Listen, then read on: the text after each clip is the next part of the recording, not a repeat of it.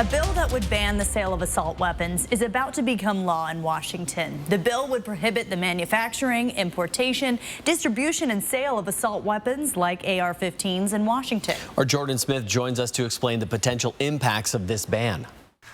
Aaron, Kirsten, this bill doesn't just ban the sale of semi-automatic rifles. It bans the sale of any semi-automatic long gun, including these shotguns here on the shelf and a select few semi-automatic handguns.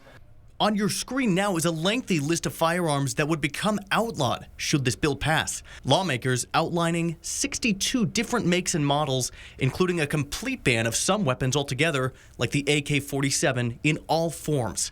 Lawmakers also included a list of modifications for these firearms that would be outlawed as well. To Sheriff John Knowles, it's a step in the opposite direction. An all-out ban of the sale of assault weapons is not going to do a thing to reduce violence in this country. Sheriff Knowles fiercely opposed this legislation in a conversation with me earlier this afternoon. It's the gun user, he says, that's the problem.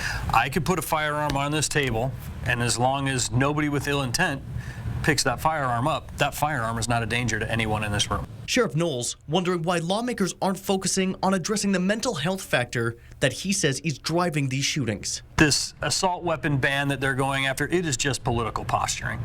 They don't really care about some of the things that are causing the health crisis in the state of Washington, things that are causing real deaths. They're not funding it, and they don't have a plan to address it. I also met with Axel's pawn shop owner, Doug Carlson, who sells firearms within his store. He says that there are components of this bill that are overreaching.